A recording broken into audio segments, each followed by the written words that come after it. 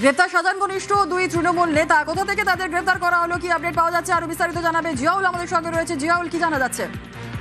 এখনো পর্যন্ত অর্থাৎ 2023 সালে 5ই জানুয়ারি রেশন দুর্নীতি মামলায় শেখ শাহজাহানের বাড়িতে ইডি যায়। সেই সময় কিন্তু ইডির উপরে হামলা করে একাধিক ব্যক্তি গ্রেপ্তার হলেও কিন্তু এখনো পর্যন্ত বেশ কয়েকজন কিন্তু তারা এলাকা ছাড়া ছিল।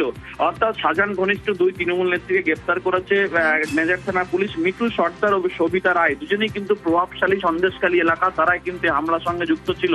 ফলে সেই ঘটনায় দুজনকে, একজনকে সোনারপুর থেকে গ্রেপ্তার করা হয়েছে বসিরহাট সাংগঠনিক জেলা সভানেত্রী তথা সন্দেশখালী 1 নম্বর পঞ্চায়েত সমিতির সভানেত্রী সবিতা রায় এবং সন্দেশখালী 1 নম্বর ব্লকের তৃণমূল সভানেত্রী তথা সন্দেশখালী পঞ্চায়েত সমিতির কর্মাধ্যক্ষ মিঠু সর্দারকে দুজনকেই গ্রেপ্তার করেছে নেজার থানা পুলিশ। মূলত 2023 সালে শেখ শাহজাহানের বাড়িতে ইডি যখন যায় তদন্ত করতে, সেই সময় করে হামলা করে এবং এই হামলার সঙ্গে সরাসরি এই দুই নেত্রী যুক্ত ছিল। ফলে তাদেরকে ইতিমধ্যে নেজার থানা পুলিশ গ্রেপ্তার করেছে। আপনাদেরকে বসিরহাট আদালতে তোলা হবে।